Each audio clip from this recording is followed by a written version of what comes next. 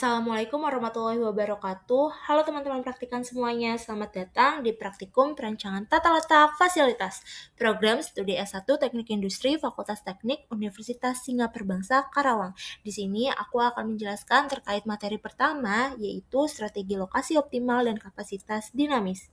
Oke teman-teman, sebelum kita masuk ke materi yang lebih dalam, aku pengen teman-teman praktikan ngebayangin dulu ketika teman-teman praktikan menjadi seorang engineer di sebuah perusahaan yang mana perusahaan tersebut memiliki produk yang bagus, lalu pasar yang oke, dan juga lokasi pabriknya masih salah dan kapasitasnya tidak sesuai permintaan. Menurut kalian, apa yang akan terjadi dengan biaya waktu produksi dan keuntungan perusahaan tersebut?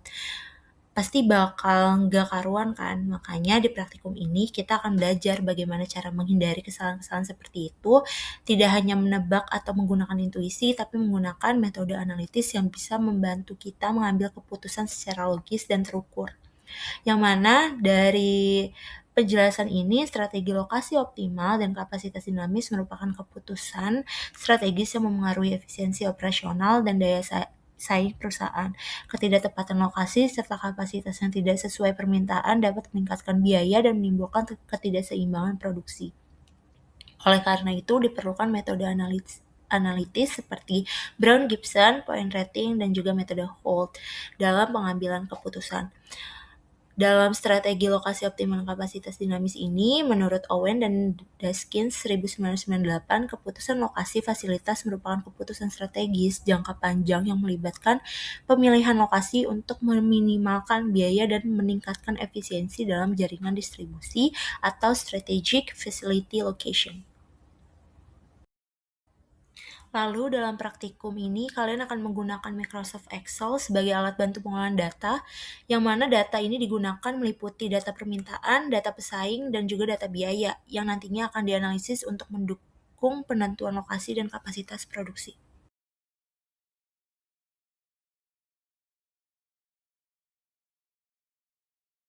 Lalu di sini terdapat poin pertama menjelaskan terkait penentuan lokasi. Menurut Heiser dan Render, lokasi merupakan faktor strategis dalam bisnis karena sangat memengaruhi biaya, pendapatan, dan kinerja operasional perusahaan. Pemilihan lokasi yang tepat akan berpengaruh terhadap kemampuan dan keberhasilan usaha dalam menjalankan operasionalnya. Lalu yang kedua, metode Brown-Gibson. Metode Brown-Gibson dikembangkan oleh P. Brown dan D. Gibson pada tahun 1972.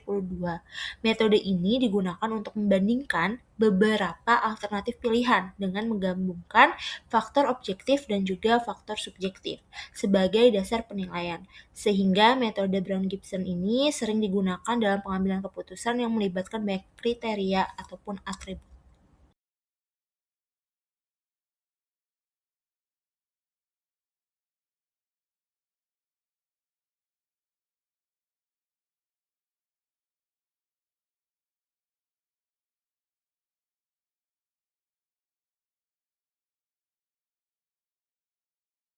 Selanjutnya, dalam metode Brown-Gibson itu sendiri terdapat dua faktor, yaitu terdiri dari faktor objektif dan juga subjektif. Faktor objektif merupakan faktor yang dapat diukur secara nyata dan dinyatakan dalam data. Data faktor ini bersifat kuantitatif, misalnya banyaknya jumlah produk di suatu daerah. Lalu untuk faktor subjektif sendiri merupakan faktor yang penilaian didasarkan pada persepsi, pengalaman, ataupun pertimbangan. Faktor ini bersifat kualitatif, misalnya kondisi sosial dan budaya di suatu daerah. Adapun tahapan penentuan lokasi metode Brown-Gibson yang terdiri dari 6 tahapan, yaitu pertama penentuan kriteria lokasi, menghitung nilai objektif, menghitung nilai subjektif, menghitung dan menetapkan performance measurement dari faktor objektif untuk setiap alternatif, dan menghitung dan menetapkan performance measurement dari faktor subjektif untuk setiap alternatif.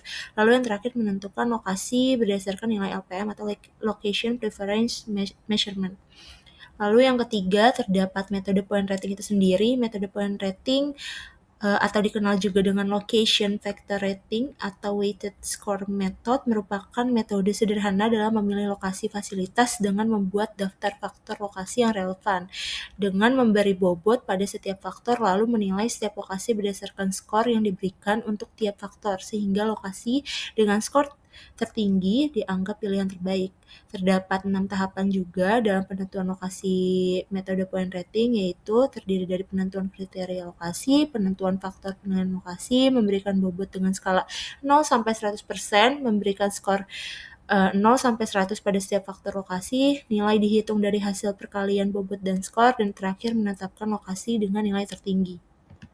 Pada poin keempat ini terdapat materi peramalan permintaan produk, yang mana peramalan permintaan produk atau demand forecasting adalah proses memperkirakan berapa banyak permintaan barang atau jasa di masa depan berdasarkan data historis, tren pasar, dan teknik statistik, sehingga perusahaan dapat mengambil keputusan yang lebih tepat dalam perencanaan produksi, pengelolaan persediaan, dan juga strategi pemasaran. Dalam praktikum ini kita menggunakan dua metode peramalan, yaitu metode Brown-Gibson dan juga metode Holt. Pada metode Brown-Gibson ini digunakan nilai parameter alfa yang berada pada rentang 0,1 hingga 0,9, sedangkan pada metode Holt digunakan dua parameter, yaitu alfa dan beta dengan nilai rentang yang sama, yaitu 0,1 hingga 0,9. Setelah proses pengelolaan data selesai, dilakukan perbandingan kinerja kedua metode berdasarkan nilai mean square error atau MSE, sehingga metode dengan nilai MSE paling kecil dipilih sebagai metode yang paling optimal. Bisa dilihat sendiri pada tabel berikut ini. Pada tabel berikut ini menunjukkan tahap perhitungan peramalan permintaan menggunakan metode Brown, yang mana metode ini menggunakan satu parameter, yaitu alfa dengan nilai 0,1 hingga 0,9. Bisa dilihat pada rumus di tabel sendiri terdapat rumus XT, yang mana XT itu merupakan nilai permintaan aktual pada periode ke-T. Ini adalah data asli yang dimiliki dari histori permintaan. Lalu rumus selanjutnya itu terdapat S aksen T, yang mana rumus ini digunakan untuk menghaluskan data permintaan aktual. Lalu ada juga S aksen 2T, yang mana ini digunakan untuk menghilangkan pengaruh tren sehingga pola data menjadi lebih halus. Dan juga terdapat alpha T, yang mana nilai ini menunjukkan tingkat dasar level permintaan pada periode, dan juga terdapat BT, yang mana rumus ini menunjukkan arah dan besarnya tren permintaan, apakah cenderung naik atau turun. Lalu terdapat rumus FT ditambah 1, yang merupakan nilai ini hasil peramalan permintaan untuk periode berikutnya, dan juga terdapat rumus ET menunjukkan selisih antara data aktual dan hasil peramalan, dan juga E kuadrat T dilakukan agar tidak ada nilai negatif dan untuk menghitung MSE. Dan juga terdapat rumus MSE sendiri, yaitu digunakan untuk menilai akurasi metode peramalan. Dapat disimpulkan semakin kecil nilai MSE semakin baik metode peramalan tersebut. Dan dalam tabel tersebut terdapat contohnya, yaitu terdapat periode dari 0,1 hingga 0,9, MSE permintaan yang terpilih yaitu 18.434.117, dan juga MSE pesaing yang terpilih yaitu 1.294.223. Pada tabel selanjutnya terdapat contoh dalam menghitung peramalan permintaan produk dengan alfa dan beta sebesar 0,1 sampai 0,9. Jika memiliki dua parameter yaitu alfa dan beta, maka itu merupakan metode Holt, yang mana metode Holt ini digunakan untuk melakukan peramalan permintaan yang memiliki tren dengan memisahkan data menjadi dua komponen, yaitu level dan tren. Komponen level dihitung dengan menggunakan rumus A besar T menunjukkan tingkat dasar permintaan pada periode ke-T. Parameter alfa mengatur seberapa besar pengaruh data terbaru terhadap nilai level. Lalu komponen tren dihitung dengan rumus T besar dan T kecil yang menggambarkan arah dan laju perubahan permintaan dari waktu ke waktu, dengan beta sebagai parameter pengendali perubahan tren. Kalian bisa lihat sendiri rumusnya sudah dicantumkan di tabel tersebut. Lalu juga terdapat komponen tren dihitung dengan rumus T besar dan T kecil yang menggambarkan arah dan laju perubahan permintaan dari waktu ke waktu, dengan beta sebagai parameter pengendali perubahan tren, dan juga nilai peramalan untuk periode berikutnya diperoleh dari FT ditambah 1, sedangkan ketepatan peramalan dievaluasi melalui error dan mean square error atau MSE. Sama aja sama kayak metode Brown-Gibson sebelumnya. Untuk rumusnya sendiri yaitu ET dan juga E kuadrat T. Lalu bisa dilihat sendiri pada hasil dari metode Holt sendiri untuk MSE permintaannya yang paling terkecil yaitu 21.542.302 dan juga untuk MSE pesaingnya terpilih 1.488.20. Jadi bisa disimpulkan dari perhitungan tersebut, contoh perhitungan tersebut dibuatkan summary forecasting dengan perbandingan kedua metode peramalan, yaitu metode Brown dengan permintaan berjumlah 18.434.117 dan juga pesaingnya dengan jumlah 1.294.223. Sedangkan untuk metode Holt sendiri permintaannya 21.542.302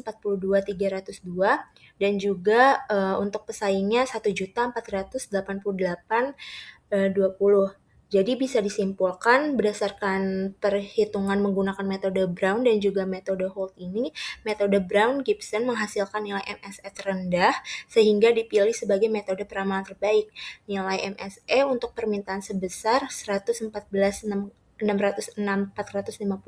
dengan alfa 0,1, sedangkan nilai MSE pesaing terbesar yaitu 6.561.176 dengan alfa 0,1.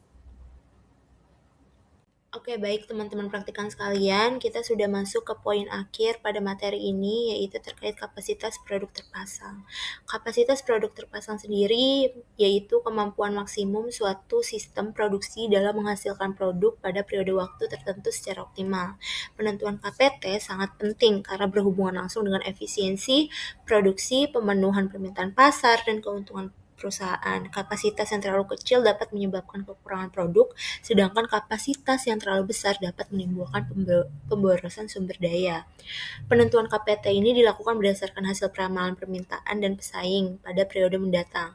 Hasil peramalan ini diperoleh dari metode peramalan sebelumnya, yaitu metode Brown-Gibson dan juga metode Holt. Data permintaan dan pesaing tersebut kemudian digunakan untuk menghitung market potensial, yang mana market potensial ini merupakan hasilnya didapatkan dari selisih antara total permintaan pasar dan permintaan pesaing.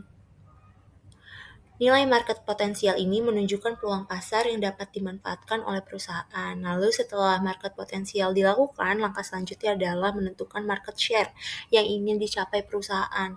Market share ini dinyatakan dalam persentase dan digunakan untuk menghitung jumlah produk yang akan diproduksi perusahaan setiap tahun. Hasil perhitungan tersebut merupakan kapasitas produk terpasang per tahun untuk periode 5 tahun ke depan.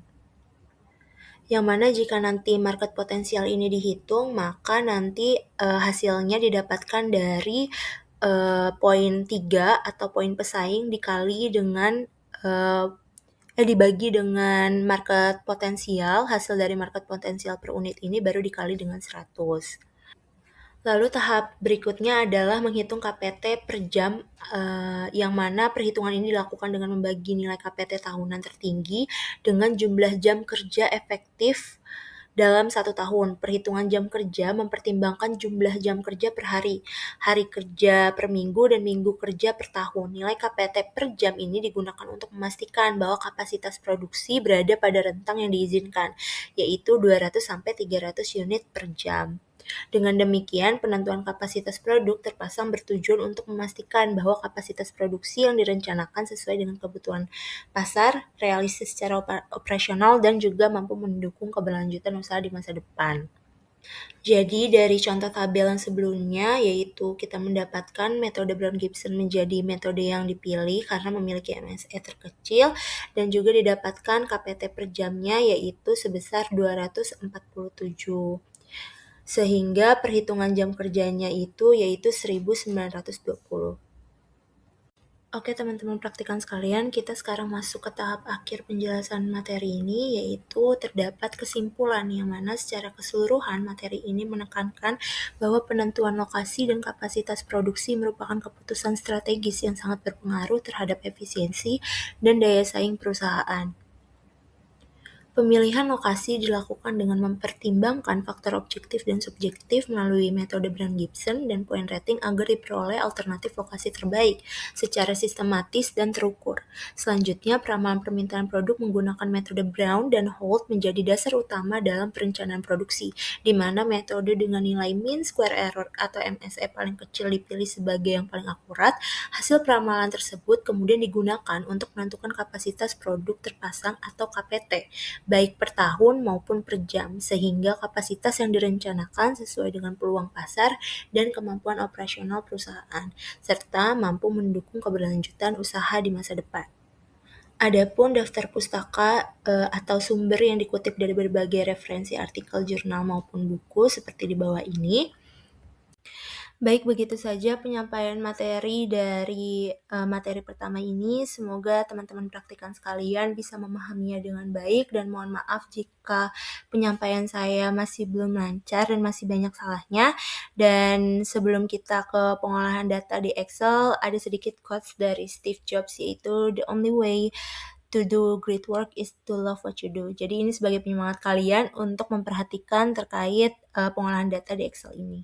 Disimak baik-baik ya.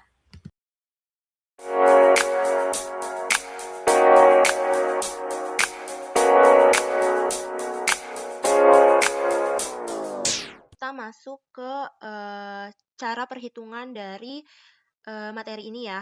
Di sini tuh kita masuk ke penentuan lokasi, yang mana udah dikasih tahu sebelumnya ya, kalau di metode Brown-Gibson itu dibagi jadi 2 faktor perhitungan, yaitu objektif dan subjektif. Jadi sebelum kita benar-benar masuk ke rumus tersebut, kita hitung dulu nih faktor objektif dan juga subjektifnya.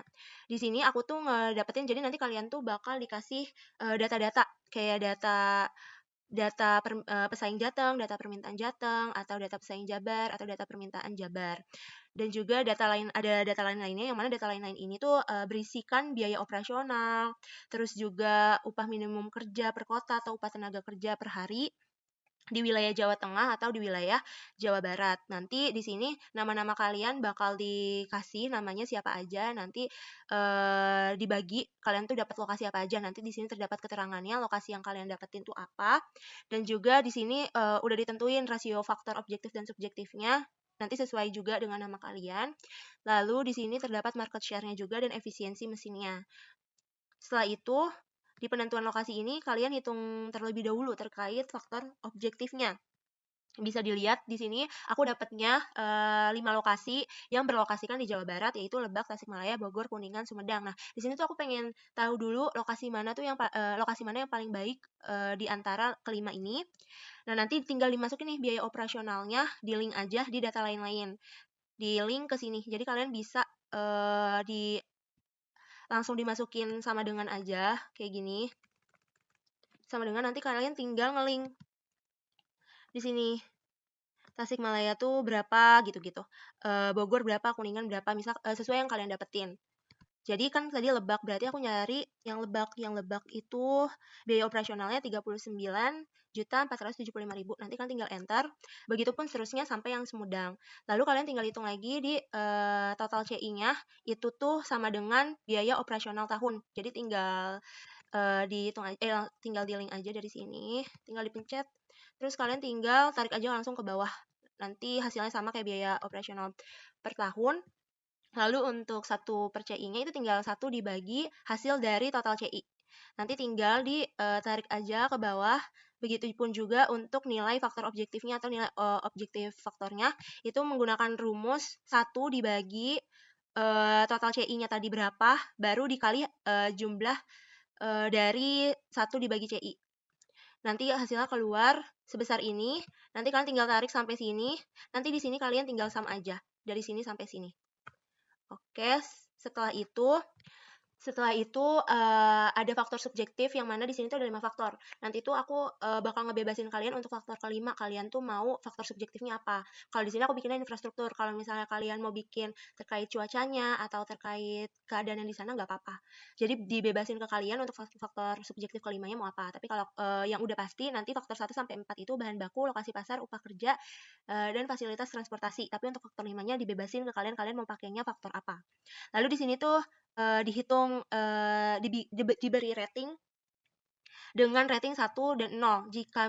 Jika dari bahan bakunya sama lokasi pasarnya atau upah kerjanya itu misalnya nih bahan bakunya sama lokasi pasar lebih baik lokasi pasar, berarti lokasi pasar diberi poin 1, sedangkan bahan baku 0. Jadi kalian bisa lihat sendiri di sini bahan baku sama bahan baku kan nggak bisa. Jadi bahan baku dengan lokasi pasar itu bahan baku nggak unggul dibanding lokasi pasar, jadinya lokasi pasar dikasih poin 1. Nah, bahan baku dengan upah kerja unggul dibanding bahan baku, jadi bahan baku 0, upah kerjanya 1. Nah, bahan baku dengan fasilitas transportasi, itu bahan baku lebih unggul dibanding fasilitas transportasi, berarti diberi poin 1 di sini, dan juga di fasilitas transportasinya 0. Begitupun bahan baku dengan infrastruktur, itu diberi poin 1 dibanding lebih baik bahan baku dibanding infrastruktur, maka di sini diberi poin 1 dan di sini diberi poin 0.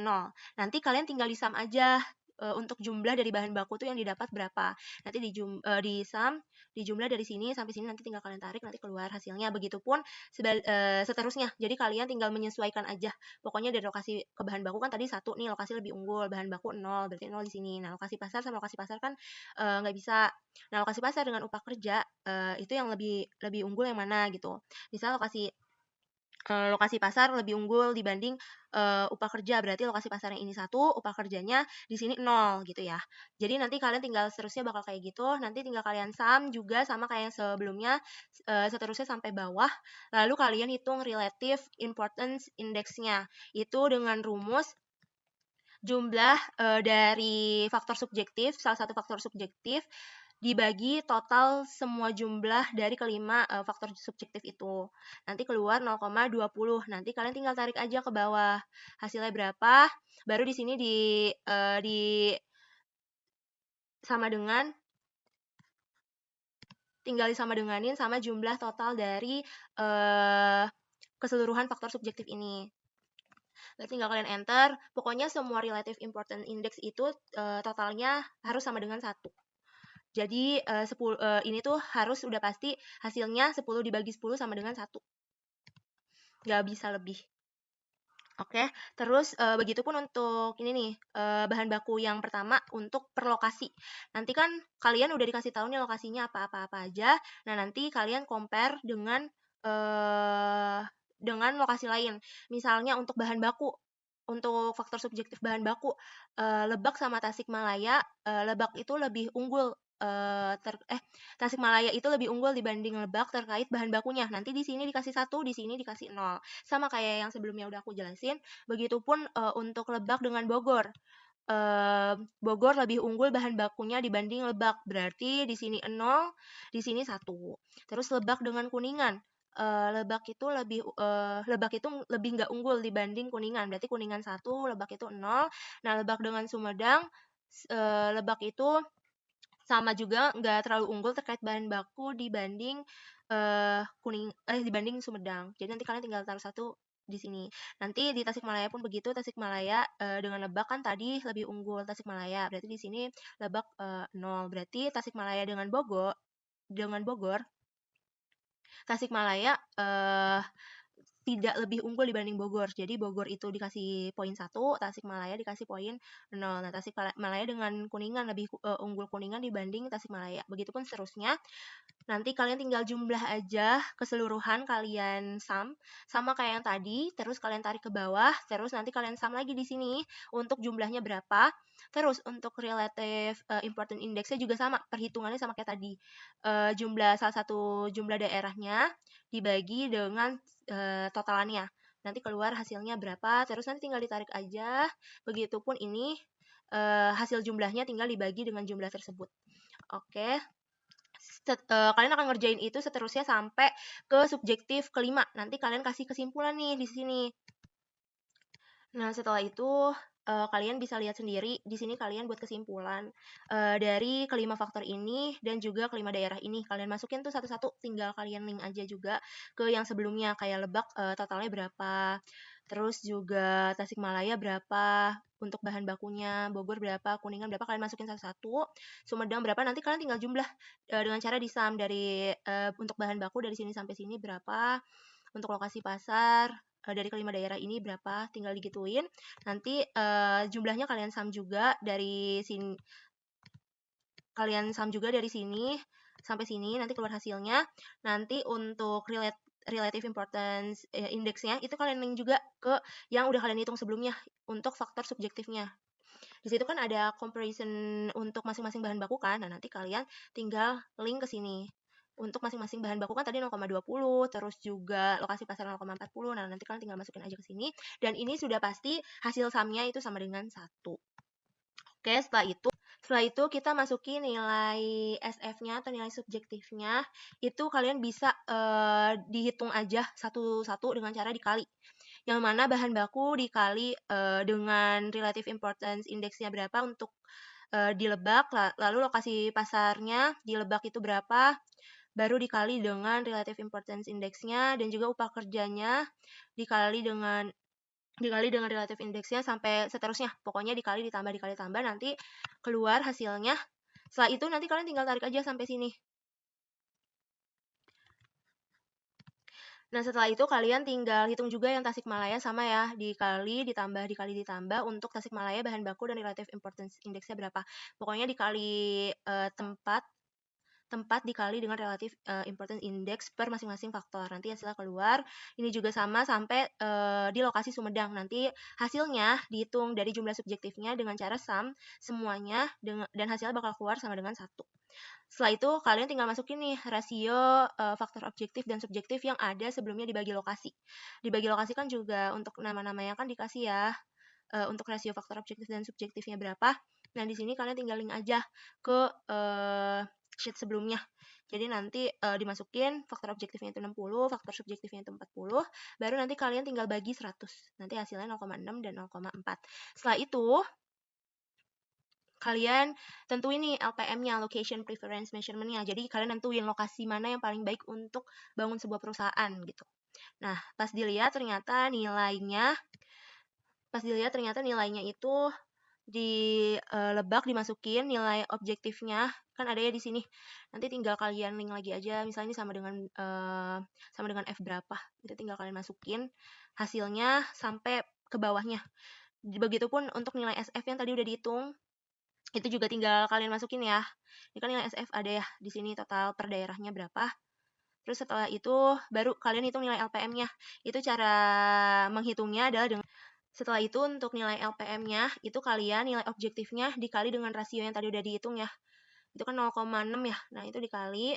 Terus juga untuk nilai subjektifnya 0,17 dikali dengan rasio faktor subjektifnya. Jadi hasil faktor subjektif per daerah dikali dengan rasionya. Nanti didapatkan hasilnya segini, begitupun seterusnya ya sampai bawah. Baru setelah itu diketahui nilai terbaik dari LPM-nya tuh berapa dan diketahui bahwa nilai berdasarkan menggunakan metode objektif subjektif untuk menentukan alternatif lokasi pabrik yang terpilih, Sumedang memiliki nilai LPM tertinggi yaitu sebesar 0,25 Nah, kalau misalnya kalian gak mau ribet, kalian tinggal masukin rumus aja di sini untuk nilai tertingginya itu berapa. Terus kalian tarik ke bawah, terus nanti keluar itu 0,25, berarti itu Sumedang. Oke, untuk penentuan lokasi begitu. Selanjutnya untuk point rating. Untuk point rating, ini tuh untuk point rating kalian tuh dibebasin untuk ngasih bobotnya berapa. Yang penting dari keseluruhan totalnya harus 100% atau harus 100. Jadi misalnya di bahan baku di sini kan aku buat bobotnya itu 30. Lokasi karena kondisinya itu harus mudah didapatkan gitu. Jadi kalian juga tulis alasannya kenapa ngasih dengan bobot segitu. Dan lokasi pasar itu 25. Kondisi yang diinginkannya ingin dekat dengan perusahaan yang kalian pengen bangun. Upah kerja, kondisi yang diinginkannya kompetitif untuk karyawan, fasilitas transportasinya itu harus tersedia dengan baik di masing-masing daerah gitu. Oke, infrastrukturnya 10, nanti pokoknya di sum itu totalnya harus 100. Baru kalian nanti beri rating nih 1 sampai 100 dibebasin ke kalian yang penting dengan bobot 30 sampai 25. Nah, misalnya aku di sini kan ngebuat bahan baku di Lebak itu aku kasih rating 70, di Tasikmalaya 85, di Bogor 75, di Kuningan aku kasih rating 65. di Sumedang 95. Nah, baru setelah itu seterusnya lokasi pasar itu aku kasih bobot berapa. Pokoknya kalian juga menyesuaikan nih sama penentuan lokasi sebelumnya. Kan penentuan lokasi sebelumnya kan kelihatan dong kalau di compare itu lebih baikkan mana. Nah, kalian juga harus ngasih skor tuh yang sesuai sama yang udah kalian compare juga sebelumnya biar nggak nyimpang jauh banget. Nah, untuk lokasi pasarnya berapa, ini pokoknya dibebasin ke kalian ya. Kalian mau ngasih poinnya berapa untuk rating 1 sampai 100 ini. Baru setelah itu kalian tinggal dijumlah aja. Misalnya Lebak dari bahan baku sampai infrastruktur itu kalian jumlah, kalian tarik ke bawah, itu nanti keluar hasilnya 355. Tasikmalaya pun begitu, Sumedang pun begitu, sampai Sumedang pun begitu. Lalu untuk selanjutnya kayak setelah itu kita masuk ke penilaian lokasi. Jadi masing-masingnya tuh dihitung dengan rumus hasil dari skor lokasi di Lebak untuk bahan baku kan 70 nih. 70 dikali dengan bobotnya 30 dan dibagi 100. Nanti keluar hasilnya itu 21. Begitupun seterusnya ya sampai bawah. Nanti baru setelah itu kalian tinggal sum, tinggal kalian jumlahin dari sini sampai sini hasilnya berapa. Begitupun yang lainnya, jadi nanti kalian bakal ngakuin perhitungan yang sama dengan cara skor lokasi dikali bobot bagi 100. Pokoknya bobot dibagi 100 dikali si skor lokasinya, nanti keluar hasilnya berapa. Begitupun sampai Sumedang ya, nanti setelah itu di sum hasil per masing-masing di daerahnya dengan dari nilai lokasinya dan nanti keluar. Nah, di sini yang keluar berdasarkan perhitungan menggunakan metode point rating untuk menentukan alternatif lokasi pabrik yang terpilih adalah Sumedang karena memiliki nilai lokasi tertinggi yaitu sebesar 90,2. Jadi dari dua metode perhitungan yaitu metode objektif subjektif dan metode point rating yang didapatkan hasil yang sama yaitu lokasi terbaiknya didirikan di Sumedang. Jadi udah pasti untuk point rating dan juga objektif subjektifnya itu yang keluar pasti daerahnya daerah yang sama. Lalu kita ke peramalan permintaan metode Brown. Di sini itu ada data permintaannya. Jadi nanti kalian nambahin NPM kalian sendiri ya. Ini sebelum NPM-nya ditambah. Ini datanya dari mana sih Teh gitu. Datanya itu untuk bulan Januari sampai juga Desember itu ada nanti di sheet data permintaan. Nah, karena aku kebagiannya data permintaan Jawa Barat, berarti aku nanti ngelingnya ke data permintaan Jawa Barat ini nih. Oke. Nanti kalian tinggal ngeling aja nih dari Januari sampai Desember kan udah ada. Ini tahun 2025. Nah, untuk tahun 2024 juga ada Januari sampai Desember. Nanti kalian tinggal ngeling aja. Setelah itu dimasukin ke sheet ini, ke tabel ini semua. Kalau udah di link, kalian tinggal tambahin NPM kalian. Jadi, yang bulan Januari ditambah dengan NPM ini. Jangan lupa dikunci ya untuk NPM-nya. Nanti kalian tinggal tarik aja ke samping. Nggak usah satu-satu, tapi tinggal tarik aja ke samping. Nanti keluar semua. Begitupun untuk yang 2025. Jangan lupa dikunci juga NPM-nya, sama aja. Bentukannya sama yang kayak tadi. Sama aja kayak yang tadi, nanti kalian tinggal tarik aja. Nah, nanti keluarnya bakal udah ditambahin NPM. Karena perhitungan metode Brown-Gibson-nya harus ditambah NPM. Nah, setelah itu tinggal kalian masukin nih ke tabel peramalan permintaan metode Brown-Gibson yang mana itu periodenya dari bulan Januari 2024 sampai Desember 2025. Nah, di sini di demand ini, demand kan merupakan data aktual ya, data aktual dari permintaannya. Nah, nanti kalian tinggal masukin yang udah dimasukin NPM, tinggal masukin aja ke tabel ini. Tinggal di link aja. Setelah itu udah dimasukin, kalian masukin satu-satu ya dari bulan Januari sampai Desember 2025. Setelah itu kita ke perhitungan permulusan pertama atau ex-aksente. Itu tinggal kalian link juga yang ke demand hasilnya. Oke, setelah itu kalau udah kayak gitu, ini untuk yang hasil pertamanya aja ya yang kalian link. Setelah itu baru kalian hitung rumusnya. Kenapa sih Teh untuk yang pertama kok nggak ada rumusnya? Ya karena kan sebulan sebelum Januari 2024 kan di sini kita nggak pakai tahun 2023 kan. Kalau misalnya pakai tahun 2023 bulan Desember 2023 mungkin ini bisa langsung kita pakai rumus, tapi kan ini nggak ada langsung Januari 2024. Makanya langsung masukin ke hasil demand sebelumnya. Nah, untuk rumus S aksentenya ini itu kalian tinggal masukin demand dari Februari 2024 dikali alfanya. Jangan lupa metode Brown-Gibson itu nggak pakai beta. Beda dengan metode Holt ya. Terus setelah itu ditambah satu dikurang lagi sama alfanya. Baru dikali S aksente dari bulan sebelumnya, yaitu bulan Januari 2024. Nanti keluar hasilnya sebesar ini. Jangan lupa dikunci ya untuk alfanya, karena kan kita emang gunainnya alfa 0,1 dulu yang di sini. Nanti kalian bakal ngitung sampai alfa 0,9. Setelah itu nanti kalian tinggal pencet 2 kali aja, atau kalian mau tarik juga nggak apa-apa, pencet 2 kali nggak apa-apa. Yang penting hasilnya bakal keluar pokoknya, biar kalian nggak usah ngerjain satu-satu. Setelah itu untuk S aksen 2T-nya itu sama kayak yang S aksen T tadi, dimasukin di main pertama, di bulan pertama itu 37255. Terus kalian hitungnya sama juga sebenarnya, sama kayak yang S aksen T1 tadi. Nah, di sini dimasukin S aksen T-nya, itu hasilnya berapa? Diketahui 36426, dikali alfanya berapa, baru ditambah 1, dikurang alfa, baru dikali S aksen 2T bulan sebelumnya, nanti keluar 37172. Terus nanti tinggal kalian tarik aja ke bawah, nanti keluar hasilnya berapa. Oke. Oh iya, sebelum itu kalian juga harus ditotal ya, si demand-nya itu berapa, nanti tinggal kalian langsung tarik aja dari bulan Januari sampai Desember 2025.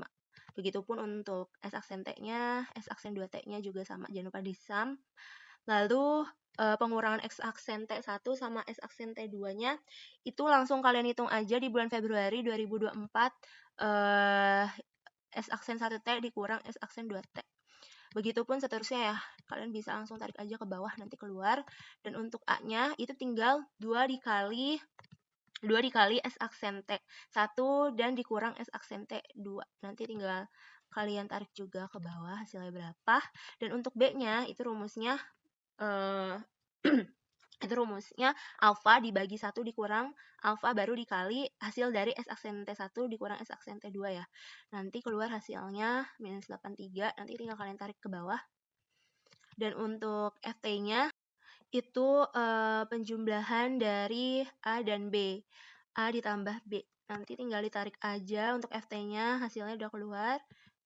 Nanti keluar, sorry. Nanti ditarik kayak gini aja, nanti keluar hasilnya.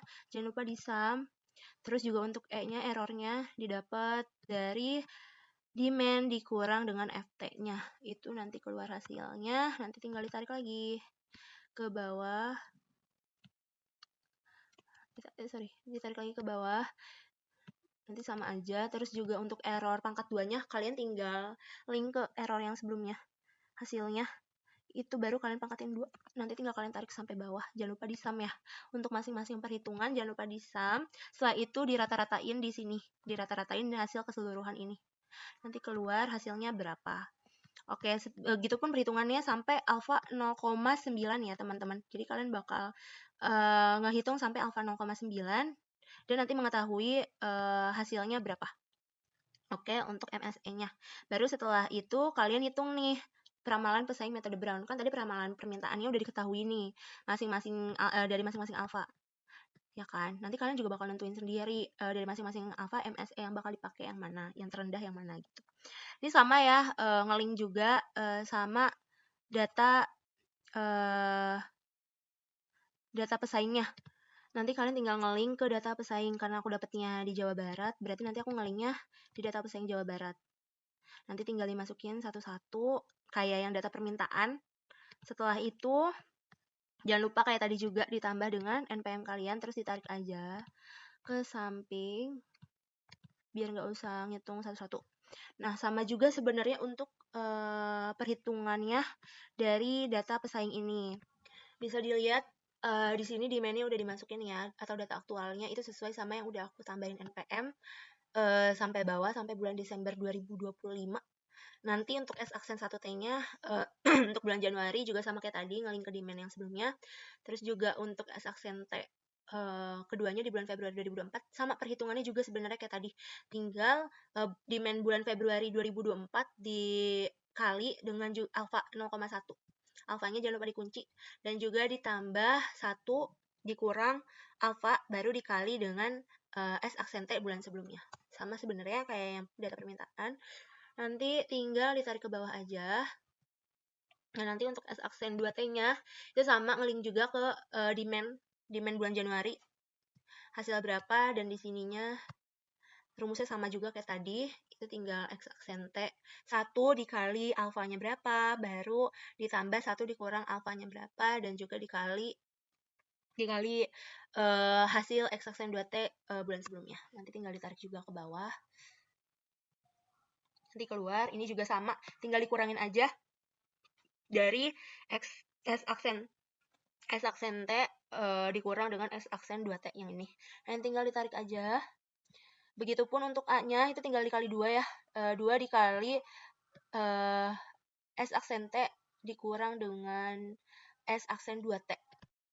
Setelah itu yang ini udah dikali 2, nanti kalian tinggal tarik aja ke bawah.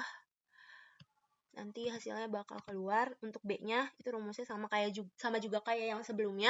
Itu tinggal alfa dibagi 1 kurang alfanya berapa, baru dikali dengan hasil pengurangan S aksen T 1 dengan S aksen T 2-nya. Nanti keluar, nanti kalian tinggal tarik ke bawah aja sama. Dan untuk FT-nya kalian tinggal nambah A tambah B. Nanti hasilnya keluar, nanti tinggal kalian tarik aja ke bawah. Begitupun untuk errornya itu sama juga kayak yang data permintaan, itu demand dikurang dengan FT-nya berapa. Nanti hasilnya keluar, baru kalian tinggal hitung sampai bawah. Dan untuk error pangkat 2-nya kalian tinggal link ke sini ke error sebelumnya, terus tinggal kalian pangkatin 2 ya. Nanti tinggal kalian tarik ke bawah juga. Setelah itu kalian sum masing-masing tabel, demand-nya di sum berapa, aksen T-nya berapa, sampai errornya. Baru kalian average atau kalian rata-ratain dari keseluruhan ini, dari error pangkat 2. Nanti keluar hasilnya berapa. Nanti kalian mengulangi perhitungan seperti itu sampai alfa 0,9. Oke. Nanti setelah itu nanti keluar hasil MSE-nya berapa gitu. Baru nanti kalian tinggal masukin aja summary nilai MSE metode Brown ini tuh yang kepilih itu yang mana gitu. Nanti ada tabel summary-nya sendiri dari alfa 0,1 sampai 0,9 dengan permintaannya. Satu-satu kalian nanti tinggal masukin aja ya di permintaan ini hasil MSE-nya berapa. Hasil dari permintaan MSE permintaannya berapa. Dan kalian masuk satu-satu nah. Kalian masukin satu-satu, kalian link aja. Terus MSE terpilihnya, kalau misalkan mau ngebuktiin, gak usah capek-capek ngelihatnya. Yang mana yang paling kecil, tinggal masukin rumus aja, pakai rumus sama dengan min. Terus kalian pilih highlight semua hasil dari permintaan ragumnya dari alfa 0,1 sampai 0,9. Nanti keluar hasilnya yaitu 128.604.374. Nah, untuk pesaing juga sama, pakai rumus yang sama. Jadi berdasarkan perhitungan menggunakan metode Brown-Gibson ini, didapatkan hasil nilai terkecil permintaan berada pada tabel alfa 0,1 yaitu bernilai 128.604.374 dan nilai terkecil pesaing berada pada tabel alfa 0,1 yaitu bernilai 426.1179. Selanjutnya di metode Holt, kan tadi kita udah di metode Brown-Gibson ya. Di metode Holt ini kita perhitungannya nggak hanya alfanya aja, tapi betanya juga kita hitung. Sama sebenarnya sama kayak yang sebelumnya, data permintaannya sama data pesaing juga sama kayak yang di metode Brown sebelumnya. Nah, di sini data permintaannya segini, nanti kalian langsung masuk ke demand aja, kalian masukin satu-satu yang udah ada di data ini, yang udah ditambahin NPM ya. Jadi kalian masukin satu-satu sama kayak yang sebelumnya, terus untuk AT-nya itu kalian link dari demand X. Lalu untuk aksen T-nya itu kalian kurangin dari demand bulan Februari 2024 dengan bulan Januari 2024, nanti keluar hasilnya. Baru di sini AT-nya dimasukin rumus untuk AT yaitu alfa dikali dengan demand bulan Februari ditambah 1 dikurang alfa, baru dikali AT ditambah dengan T aksen T ya. Nanti keluar hasilnya, nanti kalian tinggal tarik ke bawah. Terus untuk T aksen T-nya, itu kalian tinggal gunain rumus beta, yang mana beta dikali dengan AT bulan Februari 2024 dikurang dengan AT Januari 2024 ditambah 1 dikurang beta dan dikali dengan T aksen T yang di bulan Januari 2024. Nanti keluar hasilnya. Nanti tinggal kalian tarik ke bawah. Hasilnya sama. Dan untuk forecast-nya sendiri, itu kalian tinggal tambahin AT dengan T aksen T di bulan Januari 2024. Nanti kalian tinggal tarik ke bawah lagi. Lalu untuk errornya juga dikurang dari demand, dikurang forecast. Nanti keluar hasilnya, nanti kalian tinggal tarik lagi ke bawah. Oke. Lalu untuk error, kalian tinggal link aja ke error yang sebelumnya, terus kalian pangkatin 2, terus nanti kalian tarik lagi ke bawah juga, terus nanti dijumlahin hasilnya itu dengan cara disum keseluruhannya, nanti didapatkan hasilnya, baru dirata-ratain dengan rumus average-nya, dan juga di highlight semuanya, dan keluar hasilnya. Nanti didapetin MSE-nya dari alpha 0,1, beta 0,1 sampai dengan alpha beta 0,9 ya dihitungnya. Setelah itu kalian masuk ke rumus perhitungan peramalan pesaing metode Holt. Sama juga untuk data pesaingnya itu kalian link ke data sebelumnya, data pesaing Jabar kalau kalian dapat Jabar, atau data pesaing Jawa Tengah kalau kalian dapat Jawa Tengah. Terus nanti kalian masukin data yang sebelum ditambahin PM di sini, setelah ditambahin PM di sini, setelah itu kalian masukin demand-nya satu-satu sama yang udah ditambahin dengan NPM sampai bulan Desember 2024 ya. Maaf, bulan Desember 2025. Terus setelah itu kalian tinggal masukin, terus kalian masukin juga AT-nya dari demand-nya. Demand sebelumnya yang di bulan Januari, TXNT-nya juga jangan lupa dikurang sama kayak yang rumus data permintaan sebelumnya. Itu bulan Februari 2024 dikurang bulan Januari 2024 ya demand-nya. Baru nanti kalian hitung di sini untuk AT-nya, rumusnya juga sama sebenarnya sama kayak yang tadi. Alpha dikali demand bulan Februari ditambah 1 dikurang alpha, baru kalian kali lagi AT-nya ditambah dengan TXNT. Nanti keluar hasilnya, nanti tinggal kalian tarik ke bawah. Di sini kalian tarik ke bawah. Nah, nanti setelah itu untuk yang TXNT-nya rumusnya juga sebenarnya sama kayak data permintaan, tinggal kalian masukin betanya dikali dengan Februari 2024 di AT Februari 2024 dikurang dengan AT Januari 2024 ditambah 1 dikurang beta baru dikali dengan TXNT. Nanti keluar hasilnya. Nanti setelah itu kalian tarik ke bawah ya. Oke, habis itu yang forecast-nya sama sebenarnya perhitungannya, tinggal tambahin AT ditambah TXNT yang di bulan Januari 2024. Nanti setelah itu kalian tinggal tarik ke bawah. Dan untuk errornya, kalian tinggal kurangin aja nih yang demand bulan Februari dikurang dengan forecast bulan Februari 2024. Nanti kalian tarik ke bawah juga. Nanti untuk error pangkat 2-nya juga sama. Kalian tinggal ngeling dari error sebelumnya terus dikaliin 2. Oke. Terus udah deh ditarik sampai bawah. Terus kalian jangan lupa sum keseluruhan hasil ini, terus enter, terus jangan lupa juga untuk dirata-ratain, di average, nanti hasilnya keluar MSE-nya berapa. Kalian mengulang perhitungan seperti itu sampai alpha dan beta 0,9 ya teman-teman. Nah setelah itu didapatkan summary nilai MSE metode Holt-nya. Di sini kalian jangan lupa masukin data permintaan ragumininya berapa. Itu kalian link sama nih di sininya MSE-nya. Jangan lupa. Terus setelah itu untuk data MSE terpilih itu pakai rumus min juga, terus tinggal kalian enter aja, nanti keluar hasilnya itu ada di alpha beta 0,4 untuk yang terpilih MSE terpilihnya. Begitupun juga sama untuk pesaingnya berapa, itu kalian masukin satu-satu, kalian link juga sama hasil MSE-nya yang di bawah-bawah ini.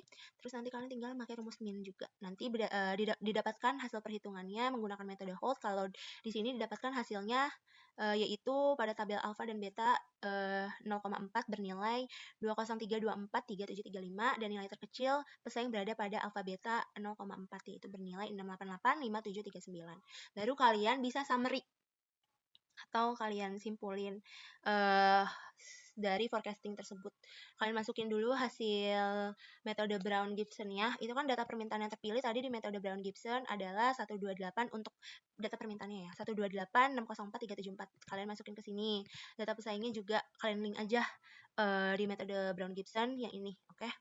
Nanti didapatkan 42611179. Begitupun metode Holt-nya kalian link juga ke sheet sebelumnya, data pesaingnya juga kalian link juga ke sheet sebelumnya, terus kalian masukin rumus min untuk mengetahui nilai terkecil dari hasil data permintaan ini berapa, dan didapatkan itu di metode Brown-Gibson sebesar 128604374. Dan di data pesaing juga pakai min Dan juga untuk mengetahui nilai terkecil dari dua metode ini tuh yang mana sih, dan didapatkan itu di metode Brown-Gibson juga. Jadi dapat disimpulkan dari hasil perhitungan dengan metode Brown-Gibson dan Holt, maka ditentukan forecasting dengan nilai MSE terendah, yaitu dengan menggunakan metode Brown-Gibson di mana nilai MSE permintaannya adalah 128, 604, 374 dengan alfa 0,1, sedangkan MSE pesaing 426, 1179 dengan alfa 0,1.